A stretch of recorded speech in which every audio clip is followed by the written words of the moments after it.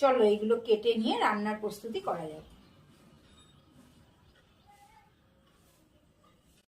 চলো এবার আস্তে আস্তে সব সবজিগুলো কেটে নেওয়া যাক। ভালো করে সব সবজিগুলো ধুয়ে এবার কেটে নিই। এবার গাজরগুলো ছাড়িয়ে কেটে নেব। মোটামুটি সব সবজি কাটা হয়ে গেছে, আর একটু কাটলেই আমার কাটা রেডি হয়ে যাবে।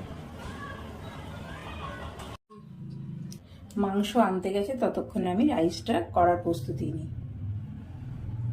এবার আমি সবজিগুলো ভালো করে ভেজে নেব।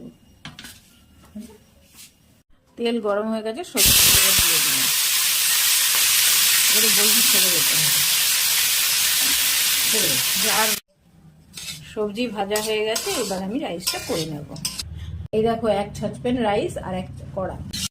চিলি চিকেনের জন্য এবার মাংসটা আমি ম্যারিনেট করব। প্রথমে দিয়ে দিলাম কর্নফ্লাওয়ারটা, আর সমস্ত রকমের মশলা দিয়ে এটাকে ভালো করে মেখে রাখবো। মাংসটা ম্যারিনেট হয়ে গেছে, এবার আমি কিছুক্ষণের জন্য রেখে দেবো। এবার আমি ম্যারিনেট করা মাংসগুলো সব একে একে ভেজে নেব, তারপরেই করে নেবো চিলি চিকেনটা।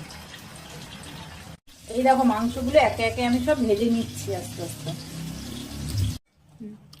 এই যে আমাদের চিলি চিকেন মোটামুটি তৈরি হয়ে গেছে।